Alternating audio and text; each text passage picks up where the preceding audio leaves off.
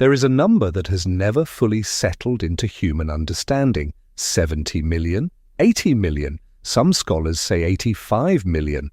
When historians write it down, they use numerals because spelling it out feels almost offensive to the magnitude, as if the English language wasn't built to hold that much grief. 70 to 85 million people dead in 6 years from a war that most people thought would never actually start.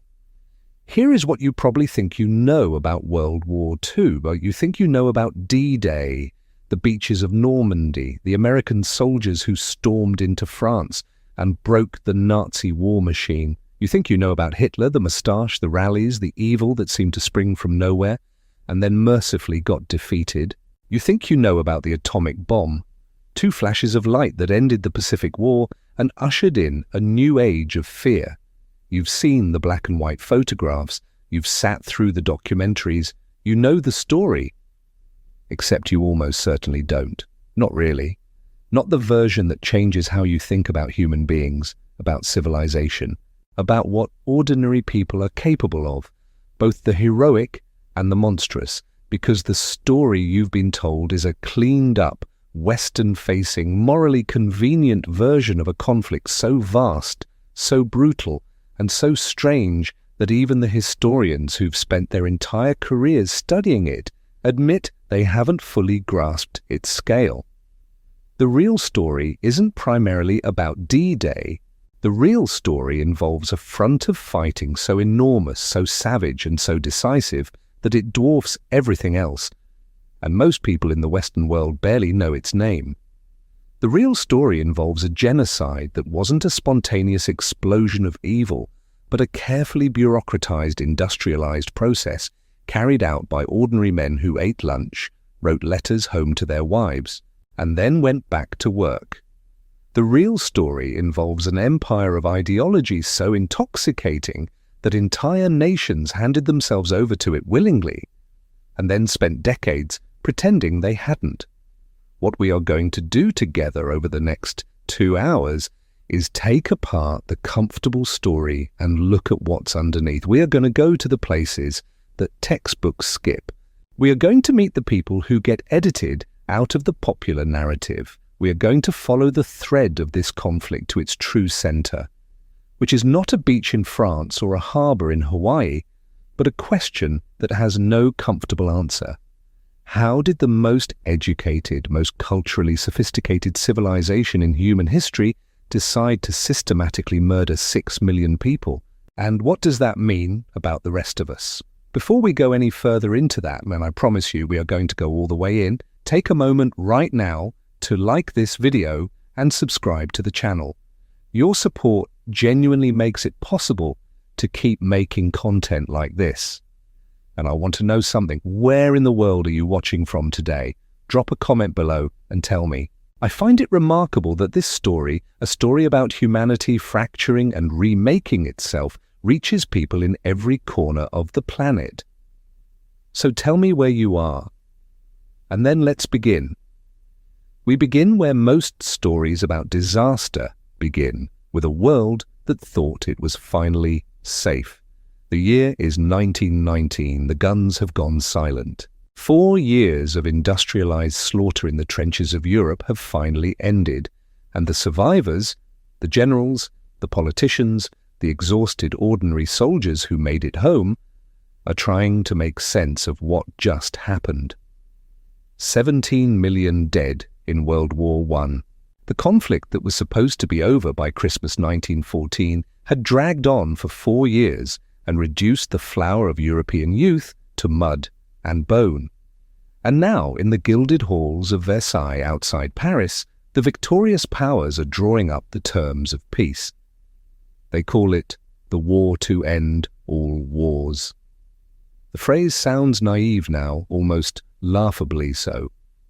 But understand, to the men drafting that peace treaty, to the exhausted populations back home, the thought that any sane nation would ever attempt something like that again genuinely seemed impossible. Surely, after all of that, humanity had learned its lesson. Surely, The Treaty of Versailles, signed in June 1919, is one of history's great examples of winning a war and planting the seeds of the next one.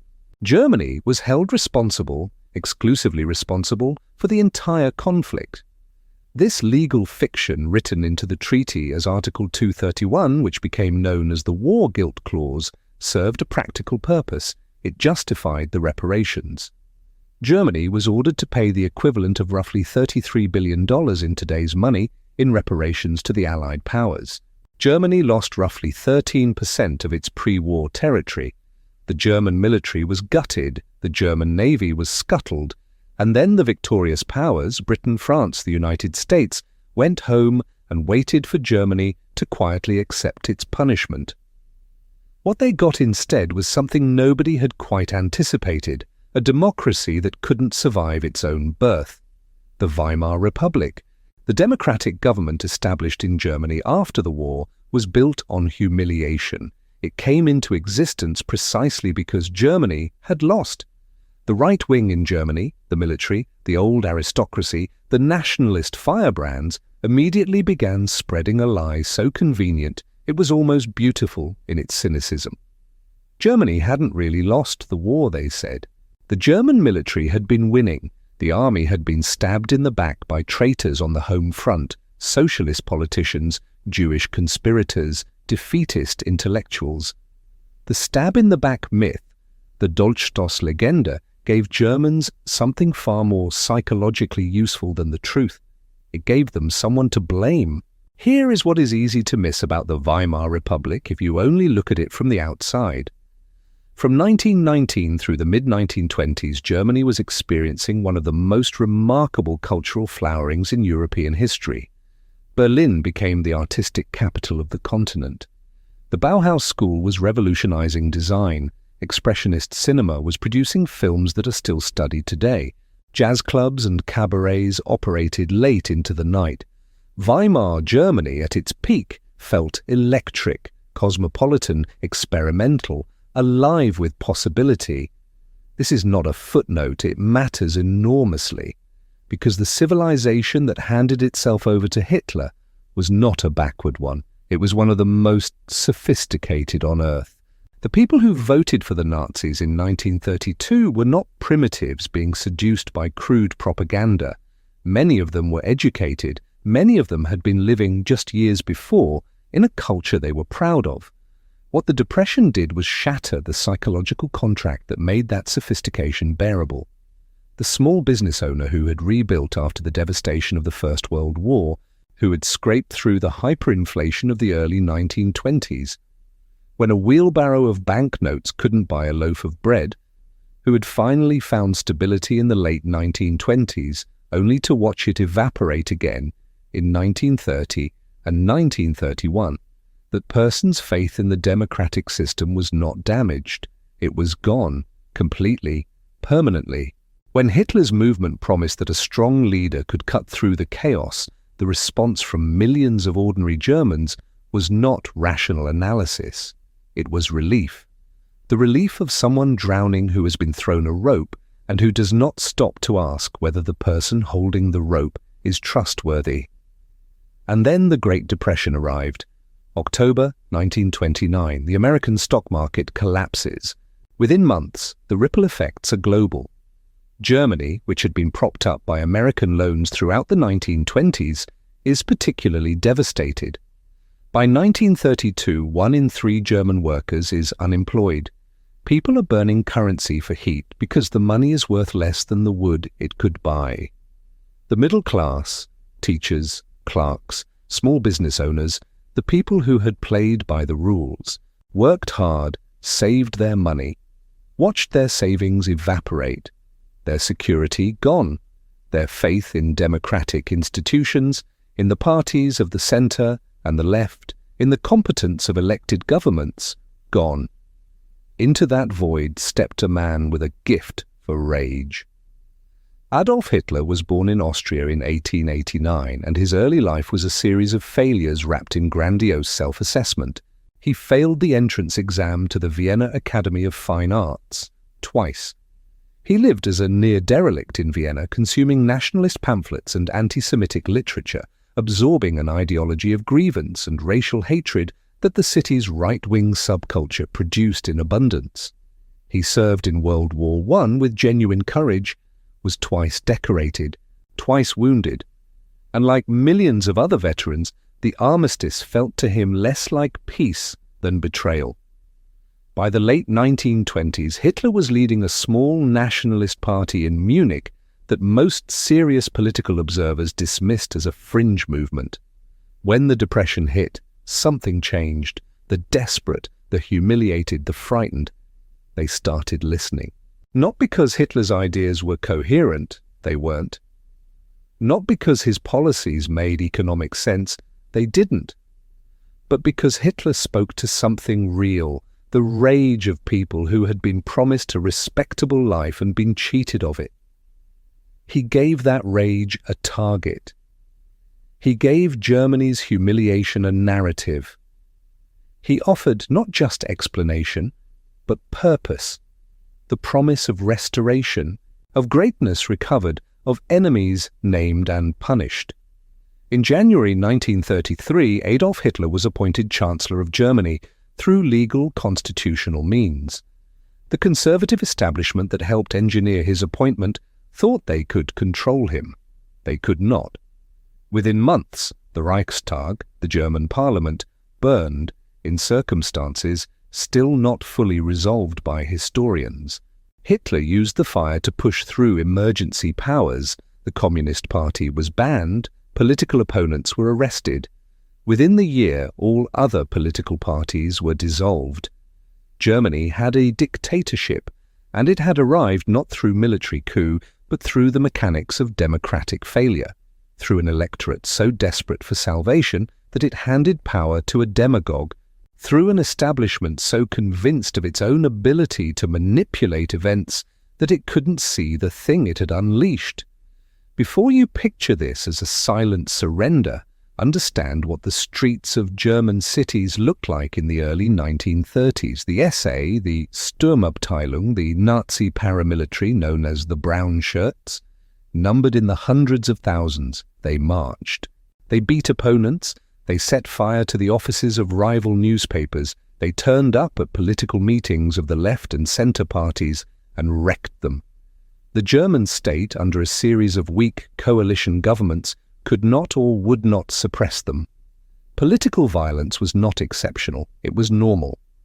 In the election campaigns of 1932 alone, hundreds of people were killed in street clashes between Nazi and communist paramilitaries. Germany's democratic parties were trying to hold elections in conditions that resembled a civil war in slow motion. What Joseph Goebbels, who ran the Nazi propaganda apparatus, understood before almost anyone else in politics was the emotional architecture of mass communication. He did not try to make people think, he tried to make them feel.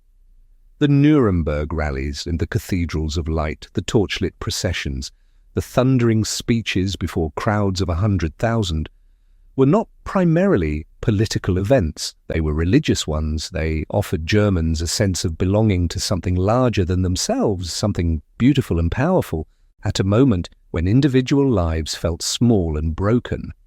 Leni Riefenstahl's film of the 1934 Nuremberg rally, Triumph of the Will, is still studied in film schools not because it depicts something admirable, but because its technique of making a political movement feel transcendent and inevitable was unprecedented and has been borrowed by propagandists ever since. This is worth sitting with for a moment, because the comfortable version of the Hitler story is that he was a unique monster, an aberration, something that sprang from a uniquely German darkness. The uncomfortable version, the version that scholars like Hannah Arendt spent their careers wrestling with, is that the conditions that produced him weren't uniquely German at all. Economic catastrophe, political polarization, institutional failure, a population primed by humiliation and searching for someone to restore their dignity and name their enemies. These conditions have existed before. They have existed since. The specific outcome was German. The preconditions are universal. In the years between Hitler's rise to power and the actual start of the war, something happened in Germany that should have been obvious to the watching world, and in many respects was willfully ignored. Germany rearmed. Germany remilitarized the Rhineland in 1936, in direct violation of the Versailles Treaty, and France and Britain did nothing. The same year, Germany and Italy formed the Rome-Berlin axis. Hitler and Mussolini, the two great fascist leaders of Europe, were now formally aligned. Then came Austria. In March 1938, German forces crossed into Austria, Hitler's own birthplace, and annexed it with the cheering enthusiasm of much of the Austrian population. The Anschluss, the union, was technically illegal under international law. Britain and France protested, noted their disapproval, and did nothing. Then came Czechoslovakia. At a conference in Munich in September 1938, the British Prime Minister Neville Chamberlain and his French counterpart, Édouard Daladier, sat across a table from Adolf Hitler and gave him the Sudetenland, the heavily German-populated western portion of Czechoslovakia, in exchange for his promise not to demand anything else. Chamberlain flew home to London and stood on the tarmac waving a piece of paper and announcing that he had achieved peace in our time. The crowd cheered. Chamberlain genuinely believed it. So did much of Britain. It is worth pausing at that tarmac scene, because the cheering crowd is not simply an embarrassment to be explained away. Those people had been children or young adults during the First World War. The man standing next to you at the bus stop was missing an arm because of Passchendaele. Your neighbour had lost 2 sons on the Somme. The memory of what industrial war looked like, the mud, the gas, the machine guns, the scale of organized death, was not abstract for the crowd that cheered Chamberlain's piece of paper. It was the central traumatic fact of their adult lives. They were not fools cheering a lie. They were desperate people choosing hope over evidence, and you would have had to have been made of something unusual not to understand why. What they could not see, what almost no one outside Germany had yet fully absorbed, was that the regime they were trying to appease had spent 6 years methodically persecuting its own Jewish citizens in an escalating campaign of legal exclusion, property confiscation, and physical violence. The Nuremberg laws of 1935 had stripped Jews of citizenship. Kristallnacht, in November 1938, the same autumn as Munich, had seen Nazi mobs destroy over 7,000 Jewish-owned businesses and over 1,000 synagogues across Germany and Austria, killed at least 91 people, and sent 30,000 Jews to concentration camps. Kristallnacht happened 5 weeks after Munich. Chamberlain's piece of paper and the burning synagogues were separated by 5 weeks. The man who had achieved peace in our time had achieved it with a government that was, in that same autumn, conducting a nationwide anti-Jewish pogrom. The moral cost of appeasement was not merely strategic. It was visible in the broken glass and smoke if you were willing to look. Winston Churchill, watching from the political wilderness to which his own party had consigned him, called it correctly. You were given the choice between war and dishonor. You chose dishonor, and you will have war. He was, as he often was, precisely right. Hitler did not keep his promise. Within months, German forces completed the occupation of Czechoslovakia. The country that had been sacrificed on the altar of appeasement ceased to exist. And here is the thing about appeasement that gets lost in retrospect. Chamberlain was not a fool. He was not unaware of Hitler's intentions. He was making a calculation, the same calculation that much of Western Europe was making, that another war was unthinkable, that the British public and the British military were not ready for conflict, that buying time was better than war. He wasn't entirely wrong about the unthinkability of war. The memory of the trenches was less than 20 years old. The idea of going through that again was genuinely paralyzing for an entire generation of European leaders. What Chamberlain and the appeasers fatally misunderstood was that Hitler was not a conventional European statesman who wanted a reasonable settlement and would stop when he got it. Hitler wanted war, not as a means to an end, but as an end in itself. Struggle, conquest, the triumph of the strong over the weak. This wasn't just rhetoric for Hitler. It was his actual worldview. He found the Munich Agreement humiliating because it denied him the military victory he wanted. He had been cheated, he felt, of his war. He would not be cheated again.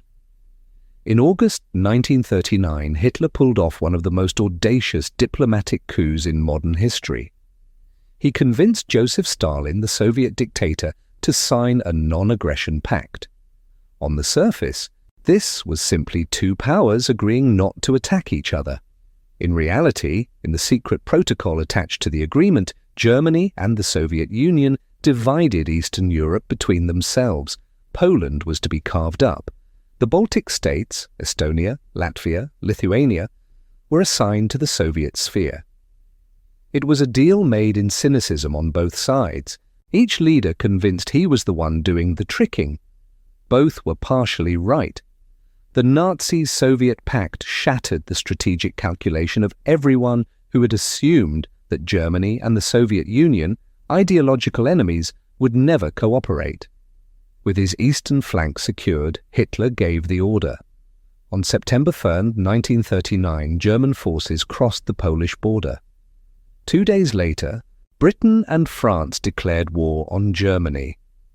World War II had begun. Poland lasted 5 weeks. The combination of German armor, air power, and mobile infantry, the Blitzkrieg, the Lightning War, overwhelmed the Polish defenders, who fought bravely, but simply had no answer for the speed and ferocity of the German onslaught. While Germany attacked from the west, the Soviet Union, honoring its secret agreement, attacked from the east on September 17th. Poland was dismembered. Warsaw surrendered on September 27th. A nation of 35 million people had ceased to exist as a sovereign state in less than a month. Then something strange happened. France and Britain had declared war on Germany, but for months almost nothing happened in the West. The French military sheltered behind the Maginot Line, a spectacular system of fortifications along the Franco-German border that represented France's most sophisticated answer to the trauma of World War I. The British Expeditionary Force took up positions in France. Both sides waited. Journalists in Britain and France called it the phony war. In Germany, they called it the Sitzkrieg, the sitting war. Nobody seemed to know quite what to do next, but in Poland there was nothing phony about any of it. While British and French soldiers played cards and read letters from home, the people of occupied Poland were already living inside the nightmare that the rest of Europe would not face for another year. The German occupation and the simultaneous Soviet occupation of the East were among the most brutal in modern history. The Polish intelligentsia, the professors, the lawyers, the clergy, the military officers, were systematically arrested and executed. The Soviets, for their part, deported hundreds of thousands of Polish citizens to Siberia in cattle cars. At Katyn Forest and other sites, Soviet NKVD forces shot approximately 22,000 Polish officers, policemen, and intellectuals. The Soviet Union would deny responsibility for the Katyn massacre until 1990. For ordinary Polish civilians, the experience was a double occupation that worked from both sides to erase Polish national identity and Polish leadership. Warsaw, a city of over 1 million people, was put under German administration. Jewish residents, who made up nearly a third of the city's pre-war population, were forced into a sealed ghetto. By the autumn of 1940, approximately 400,000 people were confined behind its walls in conditions of deliberate starvation. The death rate inside the Warsaw ghetto from hunger and disease alone was running at several thousand people per month before the death camps were even operational. None of this was visible from the cafes of Paris or the drawing rooms of London, where the phony war felt, to those who did not look too closely, almost like peacetime with an inconvenient backdrop. The distance between the Western experience of those months and the Eastern experience was already absolute. It would widen dramatically before it narrowed again. Hitler knew exactly what to do next. In April 1940, Germany moved against Denmark and Norway. Denmark fell in a single day. Norway fell within weeks. Then, on May 10, 1940, Germany launched its main offensive against the West. What happened next is still one of the most stunning military defeats in modern history, and it did not happen in the way most people think. The conventional image is that German tanks crashed through Belgium and the French simply crumbled. The reality is subtler and, in many ways, more disturbing. The German plan, developed by the audacious General Erich von Manstein over the objections of more cautious colleagues, exploited a genuine French strategic error. France and Britain expected the main German attack to come through Belgium, as it had in World War I. And indeed, a significant German force did advance through Belgium, drawing Allied attention northward. What the Allies did not anticipate was a second German armoured thrust through the Ardennes forest to the south, terrain that military planners on both sides had considered impassable for large armoured formations. The Germans made it passable through sheer engineering ingenuity and reckless speed. The armoured columns broke through, swept behind the Allied forces in Belgium, and raced for the English Channel. The best Allied armies were cut off from the south, the trap closed, and within days the strategic position of France and Britain had gone from defensive stalemate to potential catastrophe. What followed on the beaches of Dunkirk from late May into early June 1940 is one of the war's defining episodes, and one of the most curious. 338,000 Allied troops were evacuated from the beaches in northern France by a flotilla of Royal Navy destroyers, ferries, fishing boats, pleasure craft, and essentially anything that could float. In British memory, Dunkirk became a story of national resilience and improvised heroism, the miracle of the little ships. In military reality, Dunkirk was a massive defeat wrapped in an unexpected survival. The men were saved, their weapons, their vehicles, their tanks, all of it left behind on the beach. Britain had avoided catastrophe by a whisker. France was not so lucky. Paris fell on June 14th. The French government, unwilling to fight on from the colonies as Churchill passionately urged, asked Germany for armistice terms. On June 22, 1940, in the same railway carriage in the forest of Compiègne where Germany had signed its humiliating armistice in 1918, France signed its own surrender. Hitler, who had attended the ceremony in person, allowed himself a small jig on the grass. The man who had been a starving artist in Vienna had just conquered France. Britain now stood alone, genuinely alone. The Soviet Union was neutral. The United States was officially neutral and politically isolationist. The British Empire's resources and Commonwealth nations were still available, and they mattered enormously. But the fact remained, the most powerful military force in Europe had just conquered the continent in approximately 6 weeks. Every neutral nation, every fence-sitter, every diplomat who had placed their bets on Allied resilience was reassessing. And in Washington, many senior officials quietly began preparing for a world in which Nazi Germany permanently dominated Europe. Into this moment stepped Winston Churchill, and whatever his many faults, and they were many, and we will not pretend otherwise, his gift for defiant rhetoric was precisely what the crisis demanded. We shall fight on the beaches, we shall fight on the landing grounds, we shall fight in the fields and in the streets, we shall fight in the hills, we shall never surrender. Most people know the words. Fewer know what Churchill said privately after leaving the House of Commons following that speech. He turned to an aide and muttered, "And we'll fight them with the butt ends of broken bottles because that's bloody well all we got." He wasn't entirely wrong. The British Army had left most of its heavy equipment on the beaches of France. If Germany was going to knock Britain out of the war, the summer of 1940 was the moment. Hitler ordered preparations for an invasion, Operation Sea Lion. But he faced a problem. You cannot invade Britain by sea unless you control the air over the English Channel.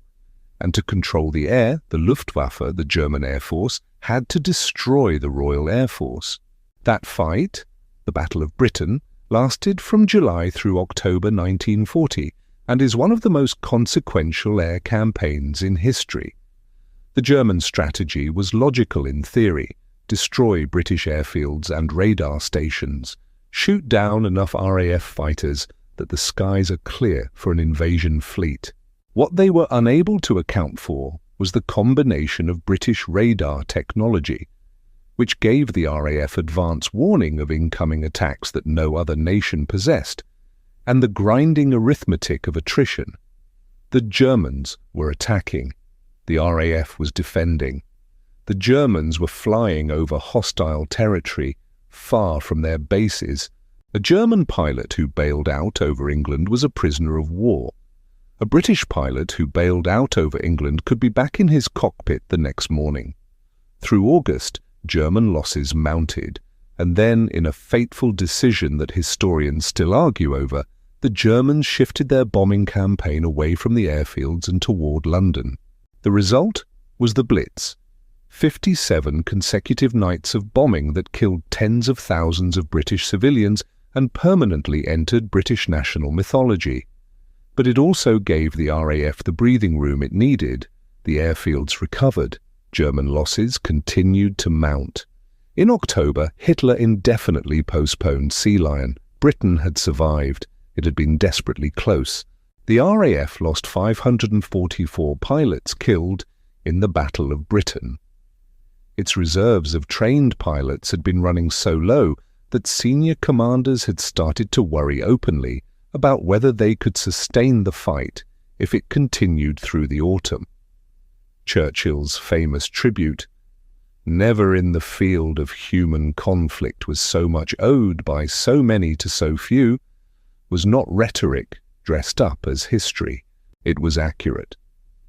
But here is the thing that the popular narrative of 1940 tends to obscure. Britain's survival, while heroic and genuinely important, did not mean that Hitler was on the defensive.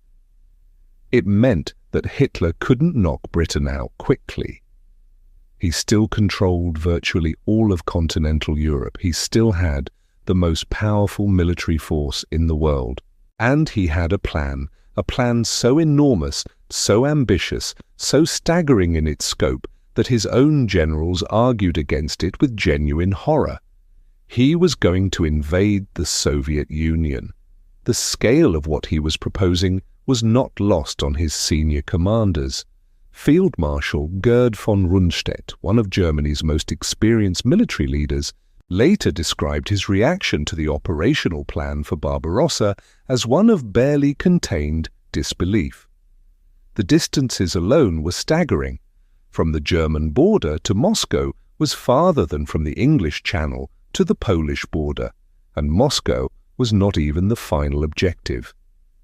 The plan called for the destruction of the Red Army west of the Dvina-Dnieper line, followed by a drive to a final defensive line running from Archangel on the Arctic coast to Astrakhan on the Caspian Sea, a front stretching over 3,000 kilometers across some of the most difficult terrain in the world against a country of 190 million people.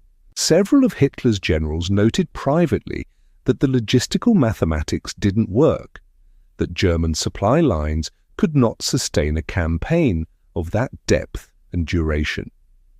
Hitler dismissed their concerns. He had, after all, been right about France when his generals doubted him.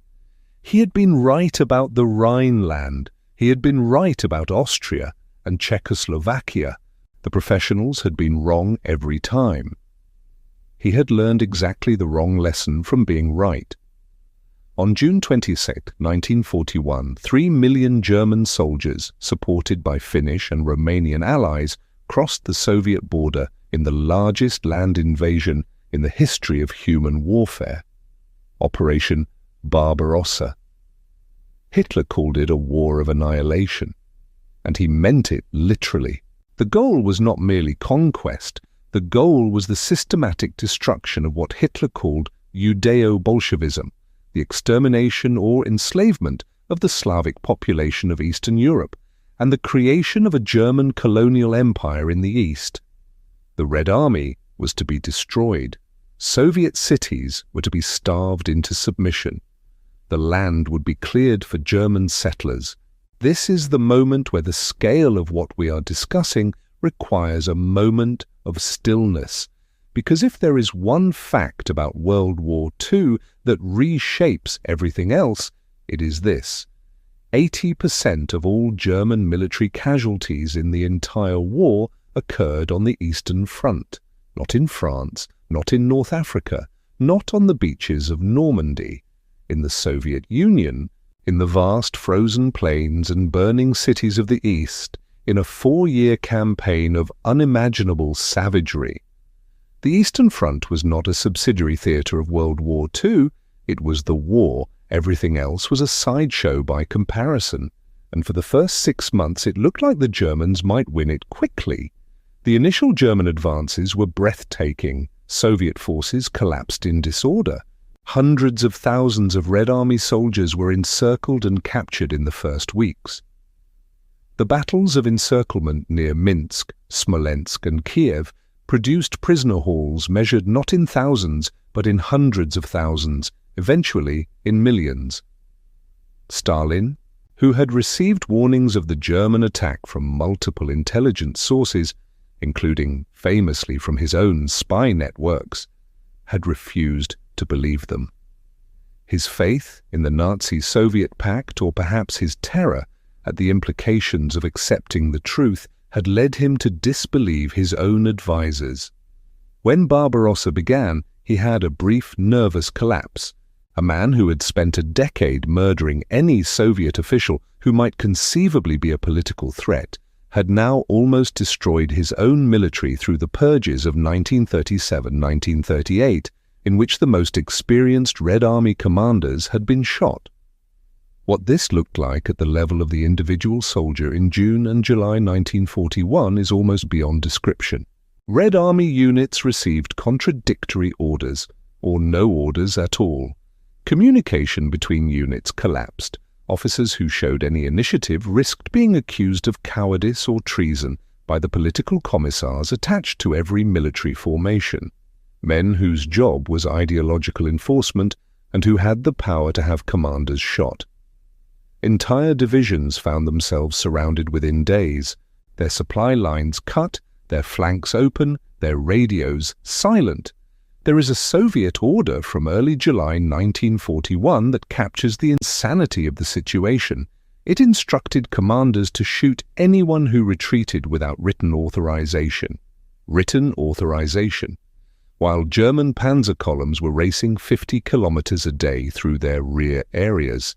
The human texture of the disaster is carried in accounts that only began to surface after the Soviet archives partially opened in the 1990s. A lieutenant named Nikolai Belov wrote in his diary on June 24, 1941, 3 days into the invasion, that his regiment had lost contact with divisional headquarters and was marching east without maps because the maps had been with the commander's vehicle, which had been hit by a Stuka the first morning. They had no food, they were burying their dead in fields whose names they didn't know, and yet they kept moving, kept fighting, kept existing as a military unit through sheer stubborn refusal to dissolve, which is, in a sentence, the entire story of the Soviet military performance in 1941. It was catastrophically outgeneraled, structurally devastated, and materially overwhelmed. And it kept fighting anyway, but Stalin recovered. And what happened next is one of the most extraordinary mobilization stories in history. The Soviet command economy, for all its horrors, and they were enormous, had given the Soviet state an instrument for total war mobilization that democratic economies simply couldn't match in speed. Entire factories were physically dismantled and transported east of the Ural Mountains, beyond the reach of German bombers, and reassembled in Siberian cities. Workers followed their factories and began producing tanks, guns and aircraft under conditions that would be unimaginable in peacetime. Soviet production of military equipment, which had been badly disrupted in 1941, was surging again by 1942. The Wehrmacht, the German military, had expected to destroy the Soviet Union before winter. They had packed their summer uniforms. They had not issued winter gear because German logistics planners assumed the war would be over before it was needed. When the Russian winter arrived in late October and November 1941, German soldiers were fighting in temperatures of -30 to -40 degrees Celsius in summer clothing. Weapons froze, engines refused to start. Men froze to death at their posts. The Germans reached the outskirts of Moscow and could see the spires of the Kremlin through binoculars. And then they stopped. They had run out of momentum, of fuel, of winter equipment, of men. In December 1941, a fresh Soviet counterattack, using divisions transferred from Siberia, where Stalin had been holding them against the Japanese threat, drove the Germans back from Moscow. The dream of a quick victory was over. Germany was now committed to a war of attrition against the largest nation on earth, with supply lines stretching thousands of kilometers across hostile territory, with Soviet industrial production recovering and American material aid beginning to flow via the Lend-Lease program. The Wehrmacht was still formidable. The war in the East still had 3.5 years to run. But the essential fact had been established. Germany could not win quickly, and a slow war favored the Allies. 5 days after the Soviet counterattack at Moscow began, everything changed again, this time 12,000 kilometers away in a harbor in Hawaii. December 7th, 1941, a Sunday morning early. 353 Japanese aircraft launched from 6 aircraft carriers hit the U.S. Pacific Fleet at Pearl Harbor. 20 American warships were sunk or damaged. 168 aircraft were destroyed on the ground. 2,403 Americans were killed. Within 2 hours, the most powerful naval base in the Pacific had been reduced to smoke and wreckage. Japan's logic, if you're willing to call it that, was audacious to the point of recklessness. Japan needed oil and resources, and it had been fighting in China since 1937 and was running desperately short of the raw materials that modern industrial warfare required. The United States had imposed an oil embargo in response to Japanese aggression in Asia. Japan needed to neutralize American naval power in the Pacific long enough to seize the resource-rich territories of Southeast Asia.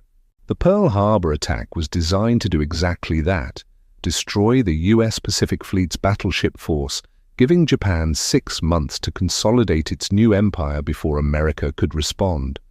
What the Japanese attack failed to accomplish was equally significant. The 3 U.S. aircraft carriers assigned to the Pacific Fleet were all at sea on December 7th and were untouched. The oil storage tanks at Pearl Harbor, whose destruction would have been crippling to future U.S. naval operations, were not bombed. And the attack did something that no amount of diplomatic maneuvering by Roosevelt and Churchill had been able to accomplish. It ended American isolationism overnight. On December 8th, Roosevelt addressed Congress. Yesterday, December 7, 1941, a date which will live in infamy, the United States of America was suddenly and deliberately attacked. Congress voted for war against Japan with a single dissenting vote. 3 days later, in one of the most puzzling decisions of the entire war, Adolf Hitler declared war on the United States. Nothing in the Axis Treaty required him to do so. Nothing in his military situation made it strategically sensible. He was already fighting the Soviet Union, the British Empire, and the entire Allied coalition. He had just handed the industrial giant of the 20th century a nation of 130 million people with a GDP larger than the entire Axis combined. Its reason to mobilize fully for war in Europe. Roosevelt had been maneuvering for months to find a way to get America into the European war. He didn't need to. Hitler did it for him. The story of 1942 is the story of what happens when the world's mightiest industrial power begins to fully mobilize for war, and the story of what happens before that mobilization takes effect. The last period in which the Axis powers were genuinely winning. In North Africa, German General Erwin Rommel, nicknamed the Desert Fox, was pushing the British back toward Egypt. In the Pacific, Japan swept through the Philippines, Malaya, Singapore, the Dutch East Indies, Burma, and threatened Australia and India. At sea, German submarines were sinking Allied shipping in the Atlantic faster than it could be replaced, threatening to sever the supply lines that Britain depended on to survive. In the Soviet Union, Germany launched a massive summer offensive aimed at the oil fields of the Caucasus and a city on the Volga River. That city was Stalingrad. The Battle of Stalingrad lasted from August 1942 to February 1943, and trying to describe it adequately feels almost impossible. The numbers give you a partial picture: approximately 800,000 Axis casualties, killed, wounded, captured, approximately 1.1 million Soviet casualties, a city of 500,000 people reduced to rubble so complete that the surviving buildings could be counted on two hands. But the numbers don't tell you what it was like to fight there, street by street, building by building, floor by floor. A style of combat the Germans called Rattenkrieg, the War of Rats. Both sides developed tactics for fighting in staircases, for pushing grenades through floorboards, for attacking through holes blown in walls. The average life expectancy of a Soviet soldier reaching the city was less than 24 hours. Artillery, air power, tanks. All of the German advantages were negated by the closeness of the fighting. You can't bomb your own front line. In November 1942, Soviet forces launched Operation Uranus, a massive pincer movement that exploited the thinly held flanks of the German position around Stalingrad, where Romanian, Italian, and Hungarian Allied forces were defending positions they did not have the equipment or training to hold. Within days, the entire German Sixth Army, over 300,000 men, was encircled. Hitler ordered them to hold. His generals begged him to allow a breakout while it was still possible. He refused. A relief attempt in December failed to break through. The temperature dropped to -40 degrees. The trapped German force was reduced to eating horses, then rats, then whatever they could find. In February 1943, Field Marshal Friedrich Paulus surrendered what was left of the Sixth Army. Approximately 90,000 starving, frostbitten men. It was the first time a German field marshal had ever surrendered. What those 90,000 men looked like when they emerged from the ruins is one of the war's most stark images. German soldiers who had been the conquerors of France and the masters of Europe shuffled out of basements and rubble piles wrapped in rags and whatever civilian clothing they had stripped from the dead. Their faces were hollowed. Their feet were wrapped in torn fabric and cardboard because their boots had been lost months ago. Many were suffering from dysentery, typhus, frostbite, gangrene. They walked with the mechanical motion of people whose bodies were moving independently of any conscious decision. Soviet soldiers, many of whom had been fighting in the ruins of Stalingrad for months and had their own catalogue of horrors, reportedly stared at the procession in silence. Of those 90,000 German prisoners, approximately 5,000 survived Soviet captivity long enough to eventually return to Germany. Most of them not until the early 1950s, a full decade after the battle ended. The others died in Soviet prisoner of war camps of the same hunger and cold and disease that they had inflicted on Soviet prisoners. The symmetry was not lost on the Soviet captors who had watched their own men die in German captivity by the millions. Approximately 60% of Soviet prisoners of war captured by Germany died in captivity, the product of a deliberate policy of starvation rooted in Nazi ideology's classification of Slavs as subhuman.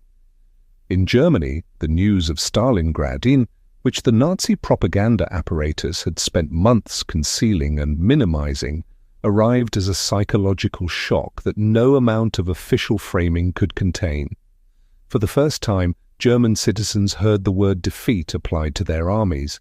Goebbels delivered a famous speech at the Berlin Sportpalast in February 1943, whipping the crowd into a frenzy with rhetorical questions about their willingness to fight total war. They screamed yes. But the screaming had a different quality now. It was the sound not of triumph, but of people trying to drown out a thought they could not quite stop having. Germany, for the first time in the war, was permanently on the defensive in the east. The war had not been decided, the fighting would continue for 2 more years, and the killing would continue at its appalling scale throughout. But the direction of the war had shifted in a way that could not be reversed. In the Pacific, an equally decisive shift had already occurred, and it had happened at a tiny atoll called Midway in June 1942. Japan sent its carrier fleet to seize Midway Island and, in doing so, destroy the remaining American carrier force. American naval intelligence had broken the Japanese naval codes and knew the attack was coming. Admiral Chester Nimitz laid a trap. When the Japanese carriers launched their aircraft against Midway, American dive bombers found the Japanese fleet at the most vulnerable moment possible, with aircraft being refueled and rearmed on the deck. 4 Japanese fleet carriers, the core of the force that had attacked Pearl Harbor 6 months earlier, was sunk in a matter of minutes of diving attacks. Japan lost the ability to project offensive naval power in the Pacific at a single stroke. But let's pause here, because while 1942's military narrative is the story of turning points, there is another story running parallel, one that doesn't have a turning point, because it was progressing with terrible consistency throughout the war. This is the story that sits at the moral center of everything that happened in the 20th century. And it is the story that many people, even now, find the most difficult to fully face. In January 1942, senior officials of the Nazi regime gathered at a comfortable villa in the Berlin suburb of Wannsee for a meeting that lasted less than 2 hours. They ate lunch, they drank brandy, they discussed administrative coordination. And at this meeting, which was not where the Holocaust was decided, but where its bureaucratic implementation was systematized, 15 senior Nazi officials agreed on the logistics of murdering every Jewish person in Europe. 11 million people. That was the number written in the Wannsee Protocol, the final solution to the Jewish question. But the Holocaust did not begin at Wannsee. The murder of European Jews had been underway since the invasion of the Soviet Union in June 1941, when mobile killing units called Einsatzgruppen followed the German armies into the Soviet Union and began shooting Jews in mass executions. At Babi Yar, a ravine near Kiev, 33,771 Jews were shot over 2 days in September 1941. Think about that number for a moment. 33,000 people in 2 days.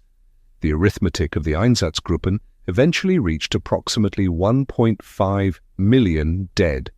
But the Nazi leadership decided that shooting was too slow, too psychologically taxing on the killers. There are records of Heinrich Himmler, who oversaw the SS, being disturbed by the emotional impact on his men of shooting women and children at close range, and too logistically difficult. The decision was made to industrialize the killing. The death camps that resulted are names that should never be forgotten. Auschwitz-Birkenau, Treblinka, Sobibor, Belzec, Chelmno, Majdanek. These were not concentration camps. where prisoners were worked to near death as slave labor, though some of them combined both functions. These were factories whose product was death. At Auschwitz-Birkenau, Jews arrived by train from across occupied Europe were subjected to a selection on the platform, the young and strong to one side for forced labor, the old, the children, the mothers with children to the other. And those sent to the left were dead within hours, asphyxiated in gas chambers disguised as shower rooms, their bodies burned in crematoria that operated around the clock.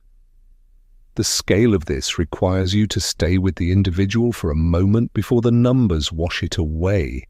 A family boarded a train in Amsterdam or Thessaloniki or Budapest.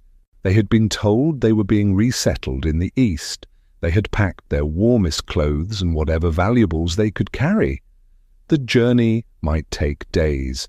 The train cars were sealed cattle wagons, 80 or 100 people per car.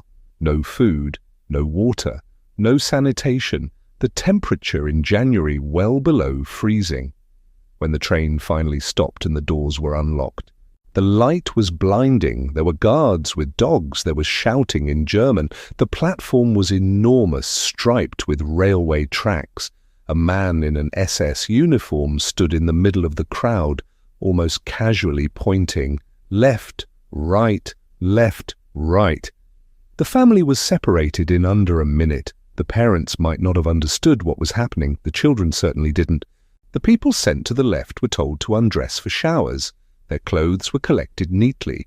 They were told to remember the number of the hook they had hung their clothes on, so they could retrieve them afterward. They were led into a large room with shower heads on the ceiling.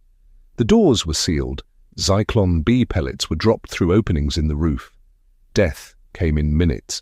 The Sonderkommando, Jewish prisoners forced to work in the crematoria on pain of death, who were themselves killed and replaced at regular intervals, removed the bodies, extracted gold teeth, and loaded the remains into the ovens. This process was repeated thousands of times a day, every day, for years. The administration maintained meticulous records. Train schedules were coordinated with the crematoria capacity. There were budget meetings about the cost of the Zyklon B. There were promotions and performance reviews and administrative complaints about bottlenecks in the transportation system. The Holocaust was not a frenzy, it was a project. Approximately 1.1 million people were killed at Auschwitz-Birkenau. The majority were Jews. Treblinka killed approximately 900,000. The 6 death camps combined killed approximately 3 million people. Added to the Einsatzgruppen killings and the deaths in ghettos from starvation and disease, the total reaches approximately 6 million, 2/3 of the entire Jewish population of Europe. The question that historian Christopher Browning spent his career investigating, the question at the heart of his study of Reserve Police Battalion 101, which he published as Ordinary Men, is the one that should disturb us most. These were not SS ideologues, they were not hardened killers, they were middle-aged German policemen, most of whom had been too old for military service. They were given the opportunity to opt out of the killing. Their commander told them explicitly that those who did not feel up to the task could be reassigned. Only a tiny number opted out. The rest killed. They killed not because they were compelled to, not because refusing would mean their own death, the evidence is clear that it wouldn't have, but because the social pressure to conform, to not let their comrades down, to accept the definition of their victims as subhuman that their culture had been reinforcing for years, was enough. Hannah Arendt, covering the trial of Adolf Eichmann in Jerusalem in 1961, Eichmann being the bureaucratic administrator who organized the logistics of the deportations, coined a phrase that has echoed through every subsequent decade, the banality of evil. She was misunderstood and the phrase has been misused. She was not saying that the Holocaust wasn't evil or that it was in any sense ordinary. She was saying something more disturbing, that the architect of the transportation system that sent millions to their deaths was not a monster, not a sadist, not a man whose face bore the marks of his crimes. He was a bureaucrat. He processed paperwork. He followed orders. He was terrifyingly, disturbingly normal. And that was the most horrifying thing about him. The civilized world knew about the Holocaust by 1942. Diplomatic cables, newspaper reports, testimony from escaped prisoners. The knowledge that systematic murder was being conducted on an industrial scale had reached Allied governments. The question of what, if anything, was done with that knowledge is one of the most agonizing in modern history. Should Allied bombers have targeted the rail lines leading to Auschwitz? Technical arguments about feasibility were made then and have been debated since, but the uncomfortable reality is that the decision not to prioritize attacking the death camps reflected a calculation made by governments fighting a total war with limited resources, that winning the war as quickly as possible was the surest path to ending the killing. Whether that calculation was correct is a question that history has never satisfactorily answered and probably never will. What we know is this: the camps were liberated in 1944 and 1945 when Allied and Soviet forces overran them. Soviet forces liberated Auschwitz in January 1945. American forces liberated Dachau, Buchenwald, Bergen-Belsen. General Eisenhower ordered combat troops to visit the camps so that their testimony could never be dismissed. He ordered German civilians to come and see what had been done in their name. He called for journalists and photographers to document everything.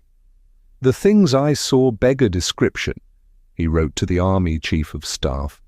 "I made the visit deliberately in order to be in a position to give first-hand evidence of these things if ever, in the future, there develops a tendency to charge these allegations merely to propaganda." Well, he knew even then that people would try not to believe it. He was, again, precisely right. The question of collaboration, of how much ordinary people in occupied countries participated in or enabled the killing, is one that European nations spent decades not asking. The comfortable post-war narrative, embraced across Western Europe, was of widespread resistance and reluctant submission. The reality, which scholarship has gradually and uncomfortably established over the past 30 years, was more complicated. In France, the Vichy government, the French collaborationist regime based in the southern part of the country, implemented anti-Jewish laws before the Germans requested it. French police participated in roundups. French railways transported Jews to the German border. The proportion of French Jews who were murdered, approximately 25%, was lower than in most German-occupied countries, and this was partly due to the actions of individual French people who hid and protected their neighbors. But the behavior of the French state under occupation was not resistance, it was collaboration. This is not a uniquely French story. Across occupied Europe, in the Netherlands, in Belgium, in Norway, in the Baltic states, in Poland, in Ukraine, there were individuals and institutions that collaborated with the German occupiers in the persecution and murder of Jews. And there were individuals who risked their lives to protect Jews, the people that Yad Vashem, the Israeli Holocaust Memorial, designates as the righteous among the nations. The moral landscape of occupied Europe was neither uniformly heroic nor uniformly complicit. It was what all moral landscapes look like under extreme pressure, a complex distribution of courage, cowardice, opportunism, and indifference. Acknowledging this complexity is not the same as reducing the horror or distributing the blame or equivocating about who was responsible. Germany and the Nazi regime planned and executed the Holocaust. The responsibility lies there, clearly and indisputably. But the Holocaust required a European infrastructure of collaboration to reach the scale it reached, and understanding that is part of understanding what civilization is actually capable of. By 1943, the strategic initiative had shifted decisively to the Allies. The question was no longer whether Germany and Japan would lose, but how long it would take, and how many more millions would die in the meantime. The answer, in both cases, was far too long and far too many. In North Africa, the Axis forces finally surrendered in May 1943, following a campaign that had raged across the deserts of Libya and Egypt and Tunisia for 3 years. Approximately 250,000 Axis soldiers were captured, a second major encirclement disaster after Stalingrad. 2 months later, Allied forces invaded Sicily. Mussolini was overthrown by his own Grand Council and arrested. Italy's new government began secret negotiations for armistice.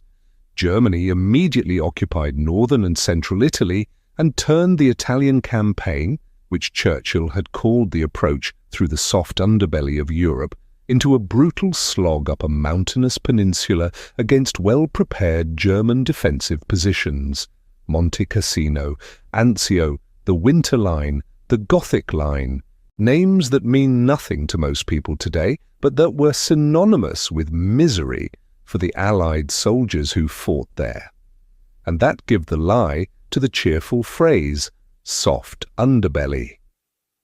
The Italian campaign was merciless, slow, grinding, and costly. It tied down significant German forces that would otherwise have been available elsewhere, which was its strategic value.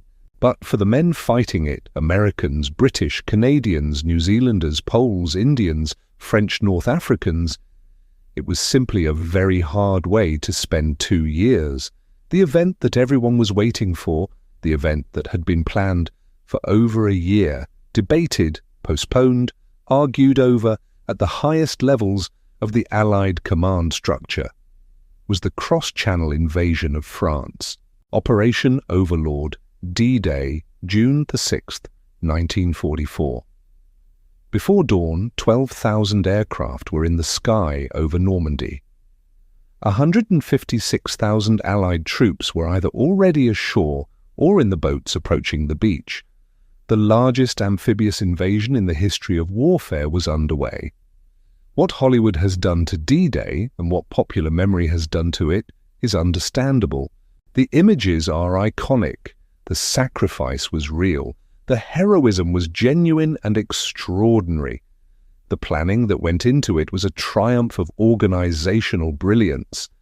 The deception operation, Operation Bodyguard, which convinced the Germans that the real invasion would come at Pas-de-Calais rather than Normandy, and which kept the German armoured reserves immobile for critical hours on June 6th, was one of the most successful intelligence operations in history. But here is the context that the D-Day narrative tends to obscure. The invasion of Normandy happened on June 6, 1944. By that date, the Soviet Union had already been fighting Germany for 3 full years. By that date, the USSR had lost approximately 20 million people, soldiers and civilians combined. By that date, the Red Army had destroyed the bulk of German military capability on the Eastern Front. By that date, Stalingrad was already 18 months in the past, and the catastrophic German defeat at Kursk, the largest tank battle in history, in July 1943, was already 11 months in the past. The Western Allies opened a second front in Normandy in June 1944. The Soviets had been fighting the primary front since June 1941. To be unambiguous about the military arithmetic, if you measure the contribution to defeating Nazi Germany by counting German soldiers killed, wounded, captured, and divisions destroyed, the Soviet contribution was not comparable to the Western Allied contribution. It was several times larger.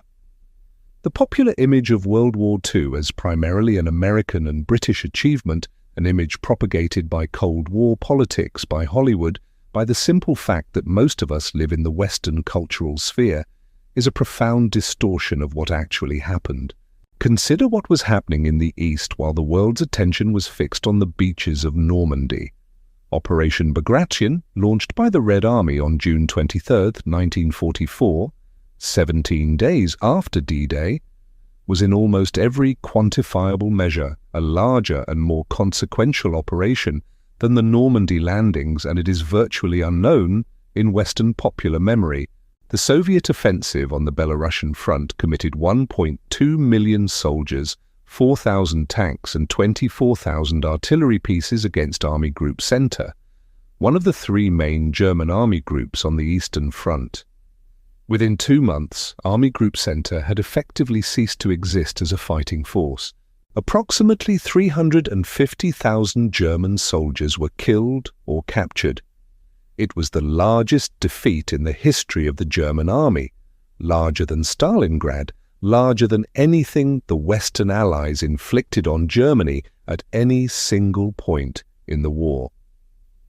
While American journalists were filing dispatches about Omaha Beach and the liberation of Paris, the Red Army was destroying entire German army groups in operations that would have defined the war entirely if they had occurred in the West.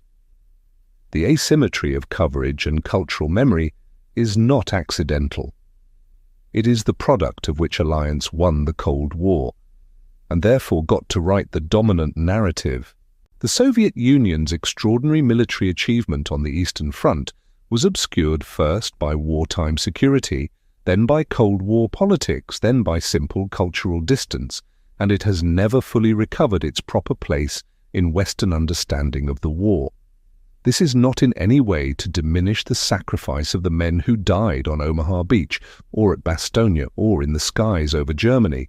It is simply to insist on accuracy. And accuracy requires acknowledging that the Red Army, at horrific cost, a cost we in the West have never fully internalized, was the primary military instrument that destroyed the Nazi war machine. The 27 million Soviet dead, a number so large that it encompasses both the entire population of Australia and then asks for more, is the central human fact of World War II. That it is not the central fact of Western popular history says something uncomfortable about whose suffering we are prepared to absorb.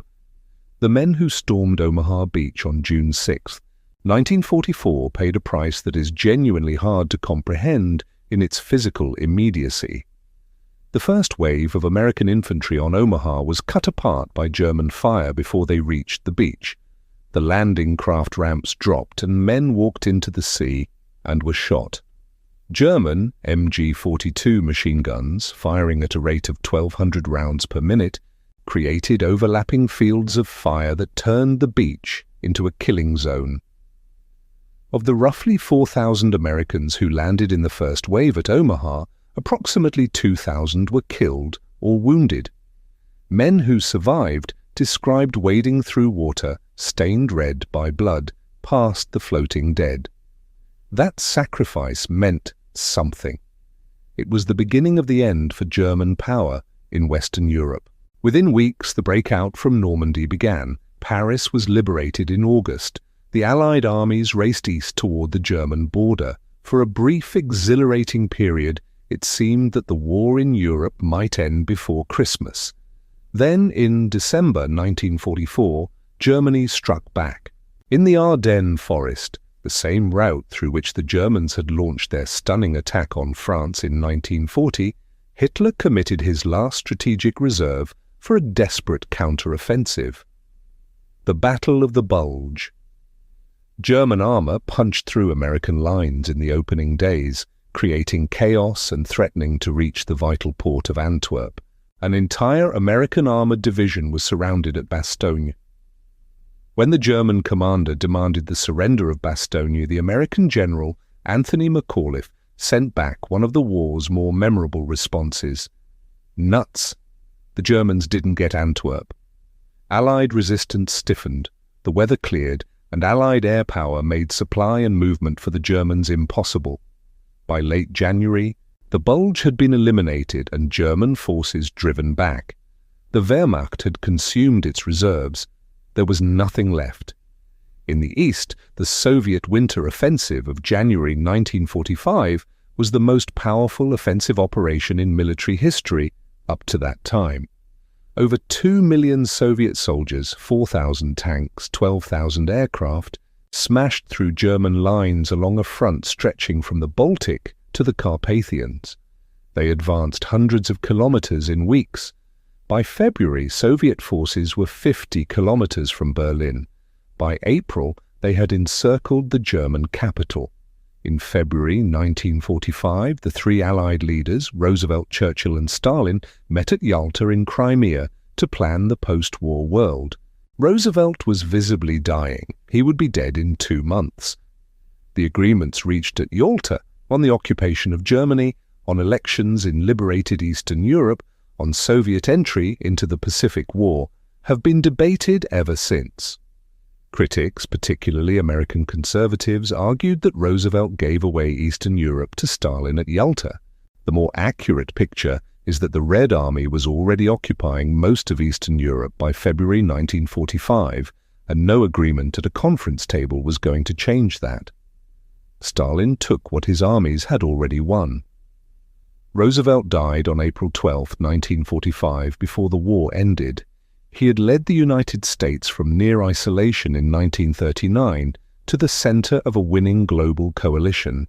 He died with Germany weeks from surrender and Japan still fighting. Harry Truman, who had been vice president for less than 3 months and had been kept largely in the dark about the war's biggest secret, the atomic bomb, became president.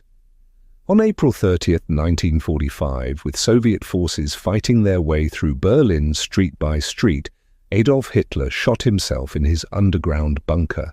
He was 56 years old. He had been Germany's dictator for 12 years. In that time, he had launched a war that killed approximately 80 million people, supervised a genocide that murdered 6 million Jews and millions of others, and reduced Germany, the nation he claimed to be saving, to smoking rubble. His last will and testament blamed the Jews for the war.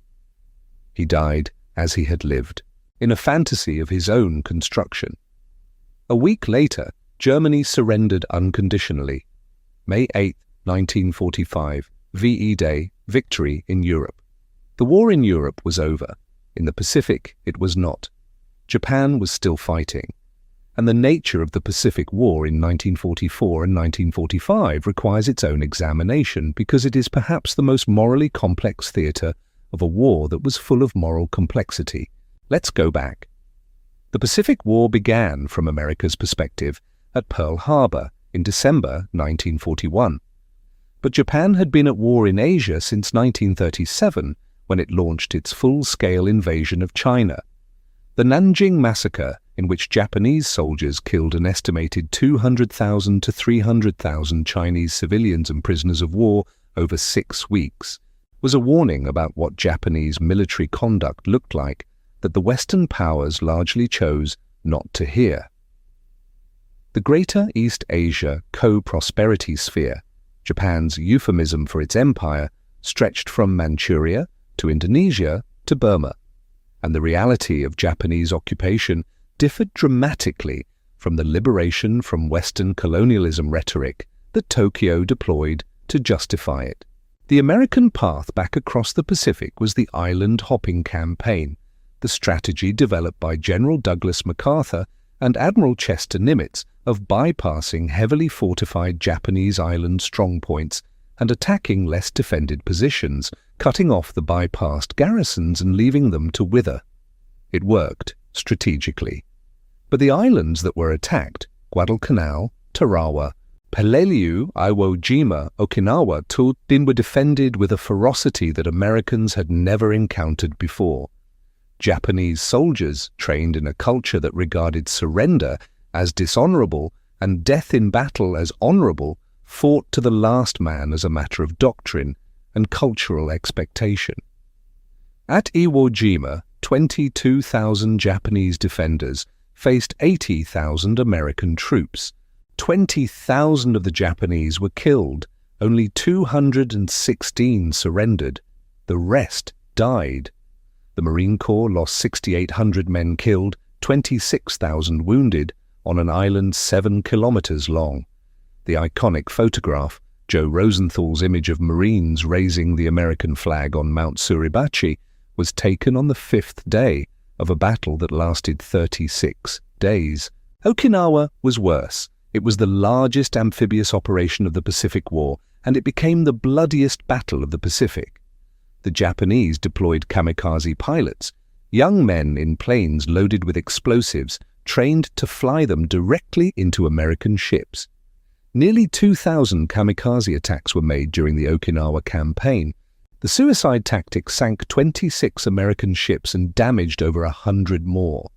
On land, 12,500 Americans were killed.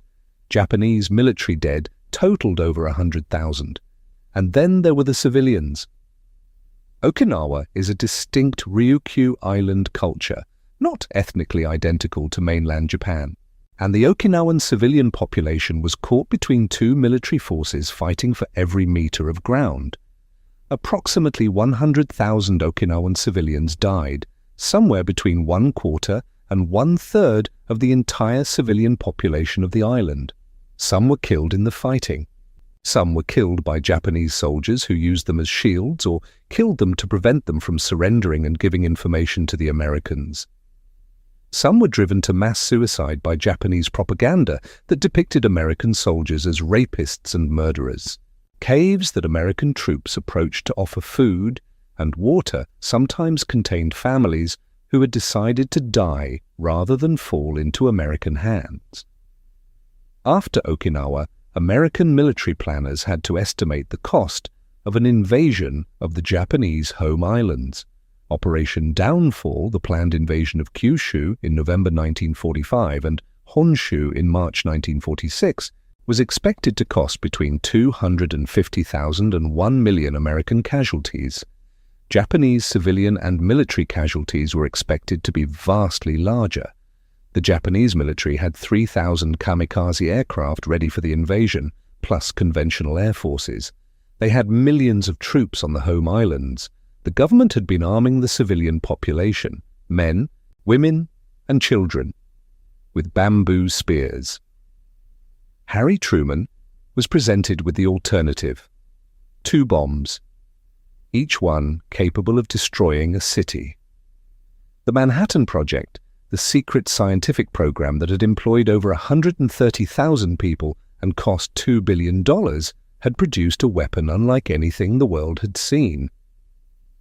On August 6, 1945, the Enola Gay dropped a uranium bomb nicknamed Little Boy on Hiroshima. The bomb detonated at an altitude of roughly 600 meters. At the hypocenter, temperatures reached several thousand degrees Celsius. Everything within 2 kilometers was instantly destroyed. Approximately 70,000 people were killed immediately. By the end of 1945, the death toll from the blast, burns, and radiation had reached approximately 140,000. The city had been erased. 3 days later, a plutonium bomb nicknamed Fat Man was dropped on Nagasaki. Approximately 40,000 people died in the initial blast. The final toll reached approximately 80,000. The debate over the atomic bombings has never ended and almost certainly never will.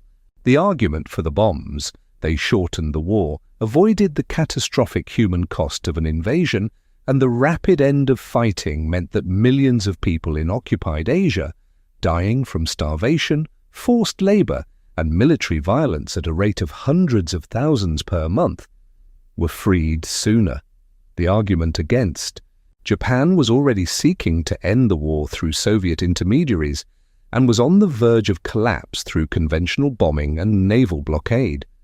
The true purpose of the bombs was as much about intimidating the Soviet Union and establishing American dominance in the post-war world as ending the Pacific War. And the deliberate targeting of civilian populations was a war crime regardless of the military justification. There is a historical fact about the Japanese decision to surrender that the popular Western narrative has consistently underemphasized.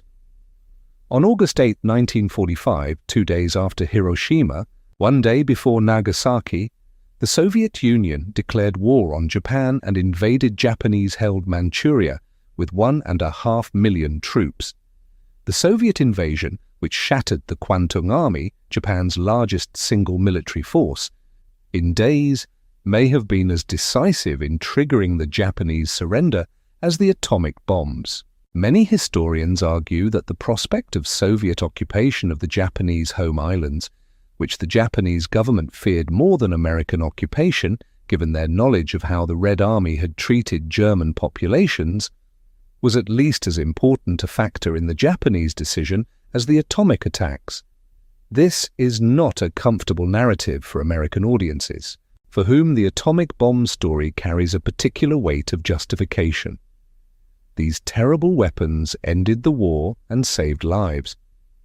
The possibility that the Soviet declaration of war was equally important complicates that narrative. It does not change the reality of what the bombs did. It does not change the fact that 100,000 people died in 2 flashes of light in August 1945. What it changes is the certainty, the moral clarity, with which the decision is often defended. Emperor Hirohito, in a recorded radio address on August 15th, the first time most Japanese had ever heard his voice, announced Japan's acceptance of the Allied surrender terms. The broadcast was nearly interrupted by a faction of the military that tried to seize the palace and destroy the recording before it could be broadcast. They failed. On September 2nd, 1945, aboard the USS Missouri in Tokyo Bay, Japanese officials signed the formal surrender documents. World War II was over 6 years and 1 day after Germany invaded Poland. 70 to 85 million dead. 6 million Jews murdered in the Holocaust. Entire nations erased, redrawn, occupied, liberated. Empires weakened beyond recovery. A new weapon that could end civilization introduced to the world. And a planet that would never be quite the same again. What came next was both a continuation of the catastrophe and an attempt to learn from it. And the tension between those two impulses has defined the world we live in. The Nuremberg trials, which began in November 1945, were unprecedented. For the first time in history, the leaders of a defeated nation were not simply executed or imprisoned by the victors. They were put on trial and required to answer for their crimes in a court of law, with evidence presented and defendants given the opportunity to mount a defense. 24 senior Nazi leaders were tried on charges of conspiracy to wage aggressive war, crimes against peace, war crimes, and crimes against humanity. 12 were sentenced to death, 3 to life imprisonment, 4 to shorter prison terms, 3 acquitted. The Nuremberg trials established several principles that have shaped international law ever since: that individuals, not just states, can be held criminally responsible for wars of aggression and crimes against humanity; that following orders is not a complete defense; that crimes against civilian populations are matters of international concern, not purely domestic affairs. These principles were imperfect in their application then. The Soviet Union, which had committed its own massive atrocities and which had signed a pact with Hitler that enabled the war, sat as a judge at Nuremberg. And they remain imperfect in their application now. But they changed the framework within which the international community thinks about accountability for mass atrocity. In 1948, the United Nations adopted the Universal Declaration of Human Rights and the Genocide Convention. In 1949, the Geneva Conventions were updated to provide greater protections for civilians in wartime. These were not just legal documents. They were expressions of a specific understanding that what had happened between 1939 and 1945 was not an inevitable consequence of human nature, but a failure that could be resisted, that institutions could be designed to prevent, and that silence was no longer acceptable as a response. Germany and Japan were rebuilt under Allied occupation. The Marshall Plan, the American program that provided approximately $13 billion of economic assistance to Western Europe between 1948 and 1952, was an act of extraordinary generosity and enlightened self-interest combined. American leaders, remembering the failures of Versailles, understood that a prostrate, humiliated Germany would breed the same dangerous resentments that had fueled Hitler's rise. A prosperous, democratic Germany integrated into a cooperative Western European order was both better for Germans and safer for everyone else. It worked. West Germany became a democracy. Genuinely, not just nominally. The generation that grew up after the war processed the horror of what their parents' generation had done in ways that were never easy and were sometimes catastrophically incomplete, but that produced a society that has confronted its own history with more sustained honesty than almost any other nation. The Holocaust is taught in German schools. The memorials are maintained. The phrase "Nie wieder," never again, is a national commitment. Japan's post-war transformation was equally remarkable in different ways. The US-imposed Constitution of 1947 included Article 9, in which Japan renounced the right to go to war as an instrument of national policy, the only constitution in the world to do so. Japan rebuilt its economy, became one of the world's largest industrial powers, and maintained a pacifist political culture that, whatever its tensions and contradictions, has held for 80 years. But the post-war world was not simply reconstruction and reconciliation. Even as the celebration of VE Day was still fresh, the alliance between the Western democracies and the Soviet Union, always a marriage of necessity rather than affection, was cracking. Churchill, in a speech in Fulton, Missouri, in March 1946, described an iron curtain descending across Europe. He was describing something real. Soviet power had installed communist governments across Eastern Europe. The Baltic states, which the Soviet Union had occupied in accordance with the Nazi-Soviet Pact, were not permitted independence after the war. Poland, for whose independence Britain had ostensibly gone to war in 1939, emerged from the war with a Soviet-backed communist government and shifted borders, moved physically westward, with German territory transferred to Poland and Eastern Polish territory absorbed by the Soviet Union. The Cold War that followed, the 45-year rivalry between the United States and the Soviet Union that structured global politics from 1945 to 1991, was not a separate story from World War II. It was its direct consequence.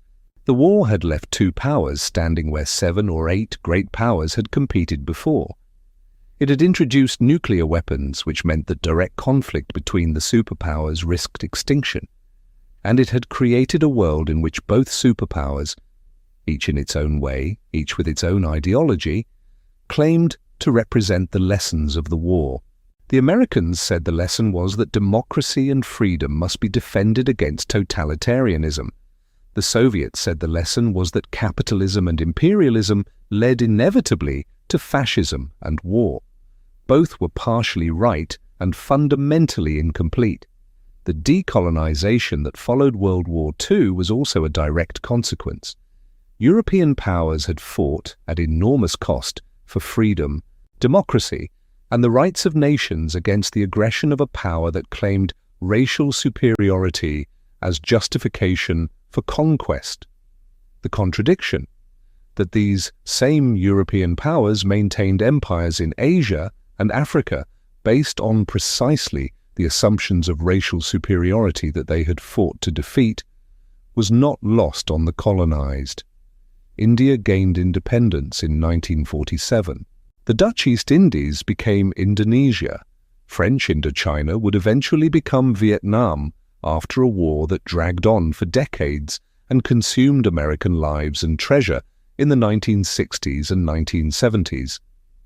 The British Empire, which had entered the war as the greatest empire in history, was effectively bankrupt by its end. Within 2 decades, it was gone. In the Middle East, the war's most enduring and contentious consequence is still being fought over today. The Holocaust created a pressure for Jewish national self-determination that had been building for decades but was now overwhelming. The survival of 1/3 of European Jewry, the 2/3 who didn't survive providing a moral argument that could not be answered, made the Zionist project of establishing a Jewish homeland in Palestine both more urgent and more emotionally undeniable. In 1948, the State of Israel was founded. The Arab states that went to war against it immediately are still, in the form of their successor conflicts, at war with its existence today. The Israeli-Palestinian conflict, with all its moral complexity and all its ongoing suffering, is one of the unresolved consequences of 1945, a wound that the Holocaust made and that the international community has never found the will to heal.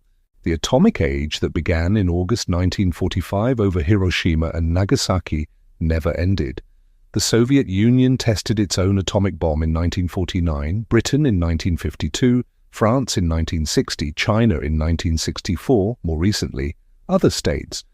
The doctrine of mutually assured destruction, MAD, an acronym so perfect it seems designed, has meant that the nuclear-armed superpowers have never fought each other directly. Whether this represents a genuine stabilization of international relations or simply a delay in catastrophe is a question that humanity is still in the process of answering. We have now traveled together from the trenches of World War I to the mushroom cloud above Nagasaki, from the humiliation of Versailles to the founding of the United Nations, from the rise of a failed Austrian painter to the ruins of a continent, from the roundup of Jews on the streets of Warsaw to the liberation of Auschwitz. This is the story of 6 years that killed 80 million people and remade the world. But before we reach the end and before we ask what all of this means, there are a few things that need to be said about what this story is not. It is not a simple story of good defeating evil. The Allies were not all virtuous. The United States, fighting to end the Nazi regime's racial ideology, maintained a segregated military in which black soldiers fought in separate units for freedoms they didn't fully enjoy at home. Britain, fighting for the freedom of small nations, was simultaneously suppressing independence movements in India, Malaya, and Kenya. The Soviet Union, which contributed more than any other nation to defeating Nazi Germany, did so under a regime that had killed millions of its own people in the terror and the forced collectivization of the 1930s, a regime that would kill millions more in the Gulag system after the war. The Allied bombing of Dresden in February 1945, which killed somewhere between 25,000 and 35,000 German civilians, has never been adequately resolved as a question of military necessity versus war crime. The firebombing of Tokyo in March 1945, which killed over 100,000 civilians in a single night, is rarely discussed in American accounts of the Pacific War. The moral complexity here is not a counsel of relativism. Nazism was evil in a specific, non-relative, historically particular sense. The Holocaust was a crime against humanity that sits in a category largely by itself. But the Allied cause, while genuinely worth fighting for, was fought by human beings with human failings, operating under pressures that produced decisions that sometimes crossed lines. Acknowledging this is not disloyalty to the memory of those who sacrificed. It is respect for the full truth of what happened. It is also not a story that is over. The institutions that were built in the aftermath of World War II, the United Nations, NATO, the European Union, the international human rights framework, were not built on optimism. They were built on a specific, hard-earned knowledge of what happens when those institutions don't exist. The United Nations was created by people who had just watched the League of Nations fail to prevent a war that killed 80 million people.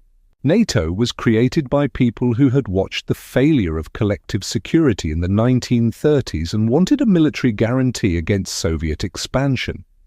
The European Union, born from the European coal and steel community of 1951, conceived specifically as a way of binding France and Germany together economically so that they could never again afford to go to war with each other, was created by people who had lived through 2 world wars in 25 years and decided that national sovereignty was a less important value than survival.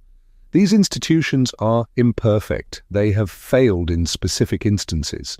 They are contested politically in ways that their founders could not entirely have anticipated. But they are what stands between the world of 1939 and the world of today.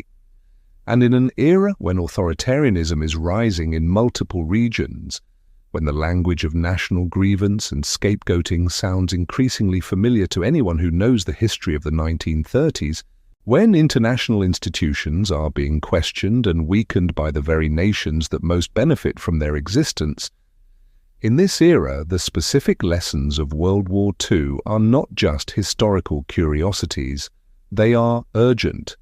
The lesson of appeasement is not that all authoritarian leaders are Hitlers. It is that concessions made to aggressive powers from weakness tend to encourage further aggression rather than satisfy it. The lesson of the Holocaust is not only that Nazis were evil, it is that ordinary people, in certain conditions, will participate in mass murder, and that the creation of those conditions, the systematic dehumanization of a group, the normalization of violence against them, the bureaucratic distribution of responsibility that allows everyone to claim they were just following orders. This process is recognizable before it reaches its conclusion, if people are willing to look. The lesson of the Eastern Front is not only that the Soviet Union deserves more credit for defeating Hitler, it is that in a global conflict of sufficient scale, the suffering is distributed in ways that are deeply unequal, that some nations bear costs beyond anything that others can imagine, and that a reckoning with that inequality and a genuine accounting for whose suffering we are willing to see and whose we are not matters to how we understand the world and our obligations within it. The lesson of the atomic bomb is not only that we built a terrible weapon, it is that we built it because we felt we had to, and that once we built it, we could not unbuild it, and that the question of how a civilization lives with that weapon, of what restraints it places on itself and why, of what agreements it makes with its adversaries and whether it keeps them, is a question that has never been settled and is being contested right now in the decisions being made by governments around the world about nuclear arsenals, about arms control treaties, about the conditions under which nuclear weapons might be used. The lesson of World War II, in the end, is not a comfortable one. It is not the story of good defeating evil, because it requires too much honesty about the good side's own failures to sustain that comforting narrative. It is not the story of an inevitable Allied triumph, because the margin of survival was razor thin at multiple points. If the German army had reached Moscow, if the Battle of Britain had gone the other way, if the nuclear program had been completed by Germany first, it is not the story of a discrete historical period safely in the past, because the world that came out of it is the world we live in, and the forces that produced it, economic insecurity, political polarization, the appeal of strong men, the scapegoating of minorities, the failure of international institutions, are not historical relics. What it is the story of what human beings are capable of. The worst of it is this, that the worst atrocity in human history, the murder of 6 million Jews and millions of others, was carried out by a modern, educated, culturally sophisticated nation using industrial technology, bureaucratic organization, and the compliance of ordinary people who were not, in any significant proportion, sadists or monsters. It was carried out in a country that had produced Goethe and Beethoven and Kant.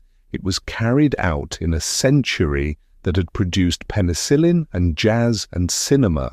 It happened not in spite of modernity, but through it. The best of it is this, that at Dunkirk, ordinary civilian sailors took their fishing boats and pleasure craft into a war zone and pulled soldiers off the beach. That at Stalingrad, soldiers who had nothing left to fight with fought with their bare hands rather than surrender a city that had already become a ruin. That in the occupied countries of Europe there were people who hid strangers in their attics and cellars and barns at risk of their own lives and the lives of their families, because they believed that the life of another human being mattered more than their own safety, that the network of people who organized escape routes, the Dutch families, the French farmers, the Belgian nurses, the Polish priests, did so not for money or recognition, but simply because they knew it was right. That contrast, the industrialized murder and the individual acts of courage, is not a paradox to be resolved. It is the human condition displayed in unusually stark relief. We are capable of both. The question that World War II puts to every subsequent generation is the same one it put to the people living through it. Which will you be? There is one more thing to sit with as we approach the end of this journey. The people who lived through this war, the soldiers, the civilians, the survivors, the liberators, the perpetrators, are almost all gone now. The youngest person, old enough to remember the war with adult clarity, would be in their late 80s at the very minimum. In another decade, there will be no living memory. The war will pass entirely into history, into records and photographs and documents, into the testimonies that organizations like Yad Vashem and the USC Shoah Foundation have worked urgently to preserve before the witnesses are all gone. It will pass into films and documentaries and books, including, in its way, into this one. This passage is both inevitable and dangerous. History that is not remembered is not simply forgotten. It is available to be rewritten. The Holocaust deniers who claim that the murder camps were a propaganda fabrication are not primarily a historical phenomenon. They are a political one, aimed at the same populations that the Nazis themselves targeted. People angry enough and desperate enough to accept a story that names their enemy and validates their grievance. The distance from "it didn't happen" to "it was justified" is shorter than it appears, and both positions serve the same function: the removal of a moral obstacle to repeating it. 80 years ago, the world came closer to catastrophe than most people today fully appreciate. It came close because the conditions that produced it, economic humiliation, political extremism, institutional failure, the systematic dehumanization of a vulnerable minority, the gradual normalization of what would previously have seemed unthinkable, were allowed to develop without sufficient resistance from those who might have stopped them. Each escalation seemed like the last. Each concession was supposed to be the one that satisfied the aggressor. Each warning was dismissed as alarmism, as warmongering, as the counsel of people who didn't understand the other side. The people who got it wrong were not stupid. Many of them were intelligent, well-meaning individuals operating under genuine uncertainty, under the psychological pressure of a world that didn't want another war, under institutional constraints that limited their options. They were human beings trying to avoid catastrophe, and their methods failed. The people who got it right, Churchill warning about Hitler through the 1930s, the novelists and journalists and diplomats who documented the early signs of what the Nazi regime was doing, the resistance fighters in occupied countries who understood that some things are worth dying for, were often dismissed, isolated, ridiculed. They were right because they were willing to see what was actually there rather than what they wanted to see. Remembering World War II accurately, not the comfortable, Western-centric, morally simplified version, but the full version with all its horror and complexity and human cost, is not a nostalgic exercise. It is not even, primarily, an act of respect for the dead, although it is that too. It is a survival skill.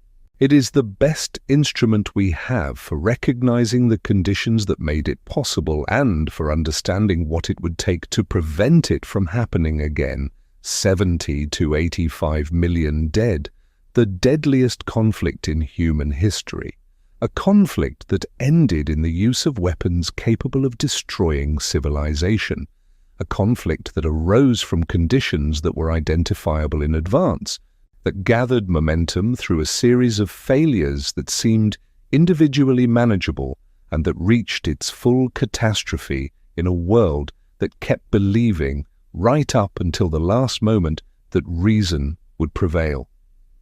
That world is gone. The world that came after it, the world of the United Nations and NATO and the European Union, of the Universal Declaration of Human Rights and the Genocide Convention, of nuclear deterrence and imperfect international institutions, and the ongoing, difficult, never-completed project of making human civilization more durable and more just. That world is ours. We did not inherit it passively. It was bought at a cost that is almost impossible to hold in the mind, by people who had no guarantee that their sacrifice would produce anything at all. Soldiers who stormed beaches knowing the first men off the boats would die. Civilians who hid refugees knowing that discovery meant execution. Scientists who worked to build weapons that they feared and that some of them protested afterward because the problem in front of them demanded a solution and they solved it. Leaders who made terrible decisions under impossible pressures and sometimes, not always, but sometimes, got the most important things right. The conflict that shaped everything, it shaped the borders on your map, it shaped the institutions that have kept the great powers from direct war for 80 years. It shaped the language of human rights that defines what we mean when we say that people have inherent dignity. It shaped the nuclear shadow under which every generation since 1945 has lived.